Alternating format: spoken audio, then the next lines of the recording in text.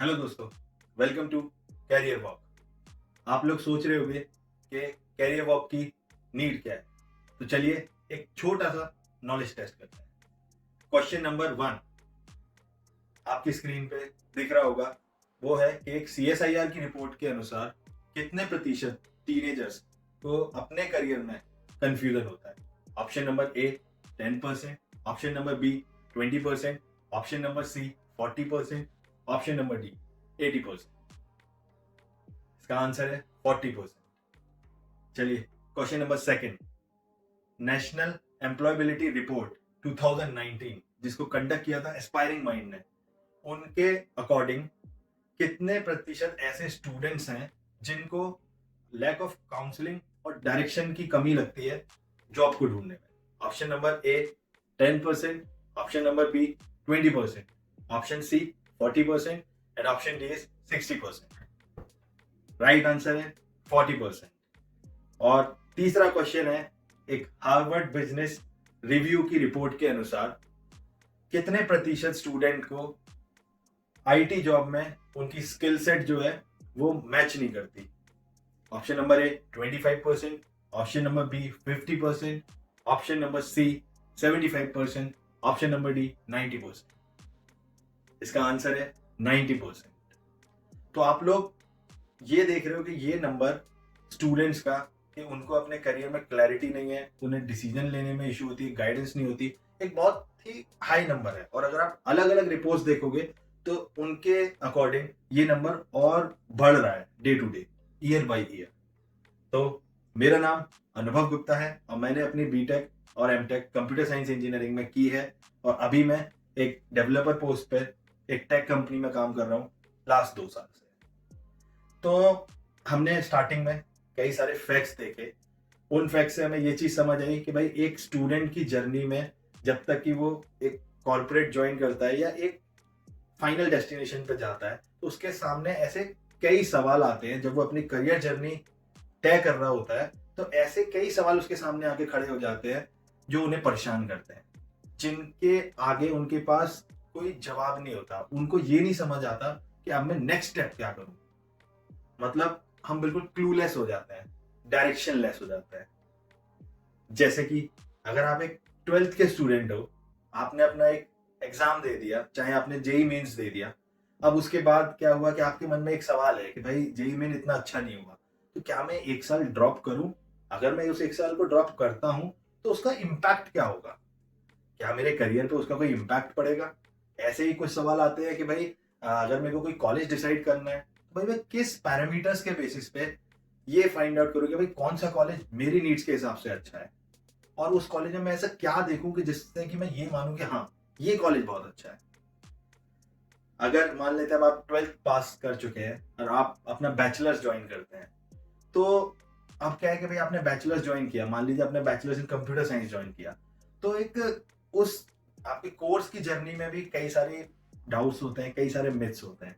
जैसे कि आप एक कॉमन प्रॉब्लम देखते हो कि भाई जब प्लेसमेंट का टाइम आता है तब नॉर्मल स्टूडेंट्स क्या कहते हैं कि यार पता ही नहीं चला कि इतनी जल्दी ये फाइनल ईयर कैसे आ गया। और अगर मुझे पता होता तो मैं शायद अपनी जो कोडिंग है वो फर्स्ट ईयर से शुरू करता ताकि मेरी एक अच्छी प्लेसमेंट हो सके। ऐसे ही कुछ चीजें होती है कि भाई कुछ स्टूडेंट्स क्या होते हैं ना, इंटर्नशिप्स के पीछे भाग रहे होते हैं, कुछ स्टूडेंट्स सर्टिफिकेशन के पीछे भाग रहे होते हैं। तो ऐसे जो सवाल हैं कि भाई क्या वो इंटर्नशिप आपको अपने करियर में फायदा देती है, क्या सर्टिफिकेशन मैटर करते हैं इतने। तो ये जो सवाल है आपके बैचलर्स लेवल पे ऐसे सवाल आते हैं।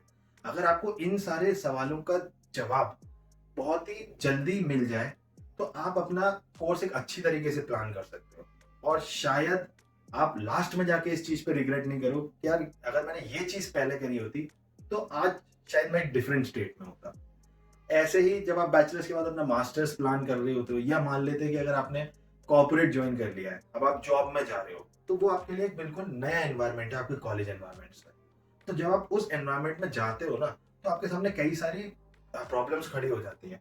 प्रॉब्लम्स मतलब कि वो नया एक्सपीरियंस होता है आपके लिए। आपके सामने सिचुएशंस होंगी कि भाई आपसे पूछा जाएगा कि भाई ये काम आप कितने टाइम में कर दोगे।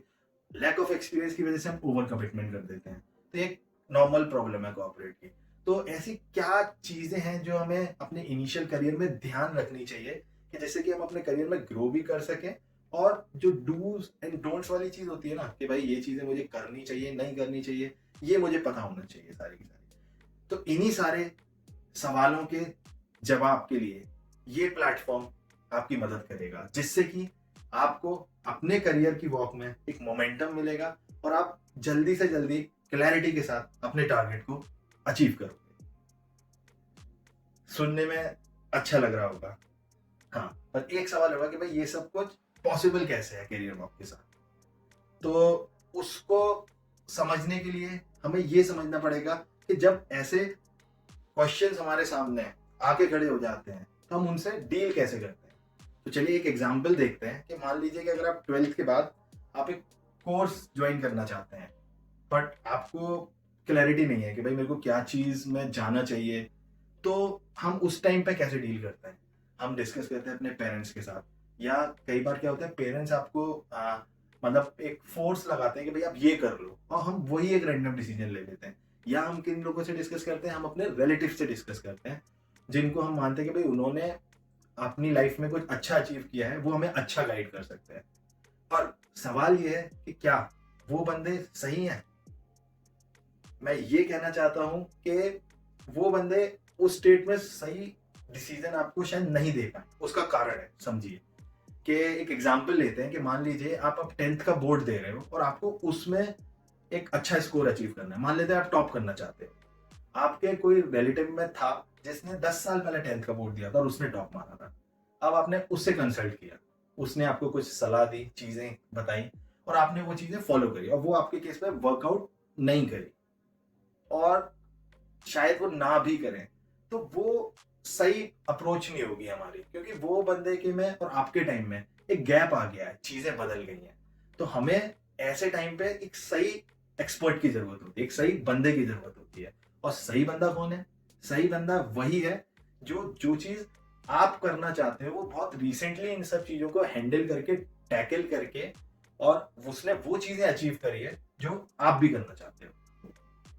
अब बात आती है कि भाई एक सवाल मन में होगा कि भाई मेरे पास तो ऐसे कोई लिंक्स ही नहीं है, ऐसे कोई सही बंदे ही नहीं है, या मैं अपनी फैमिली में पहला बंदा हूं जो इस लेवल तक आके पढ़ाई कर रहा हूं।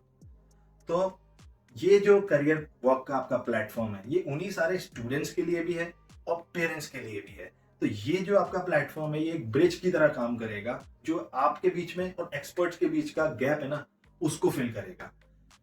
तो इस प्लेटफॉर्म के थ्रू आपको मौका मिलेगा लाइव सेशंस में एक्सपर्ट्स के साथ कम्युनिकेट करने का, जिससे कि आप अपने मन के सवाल उनसे पूछ सको, और हम सीखेंगे उनके एक्सपीरियंस से। जिससे कि क्या होगा ना कि जो गलतियां उन्होंने करी होंगी हम वो गलती करके ना सीखें। तो मेनली हमारा टारगेट होगा कि हम उनके एक्सपीरियंस से ये चीजें सीखेंगे कि भाई क्या चीजें उनके लिए सही रही थी और क्या गलत, ताकि हम उनमें से अच्छी चीजें को पिक कर सकें और वो गलतियां अपने करियर में ना कर सकें। अब रही बात एक्सपर्ट्स की, तो नेक्स्ट वीडियो में हम एक रिकॉर्डेड सेशन में एक एक्सपर्ट को बुलाएंगे और उनसे जानेंगे उन सवालों के जवाब कि उनके लिए क्या चीजें अच्छी रहेगी। और धीरे धीरे विद द टाइम हम उस चीज को एक्सटेंड करके लाइव फोरम्स तक लेके आएंगे कि जिससे आप डायरेक्टली एक्सपर्ट से अपने मन के सवाल कर सको। चलिए लास्टली मैं बस कंक्लूड करना चाहता हूँ एक चीज से, जो मैं मानता हूँ कि चाहे आपके सामने कोई भी सिचुएशन हो, पर एक क्वालिटी आप अपने अंदर जरूर रखो, वो है आत्मविश्वास। क्योंकि लाइफ आपके सामने ऐसी बहुत सारी सिचुएशंस लेके आएगी जहां पे आपको समझ नहीं आ रहा होगा कि भाई मैं क्या करूं, लेकिन एक चीज याद रखना कि आपके पास विकल्प हमेशा मौजूद होता है।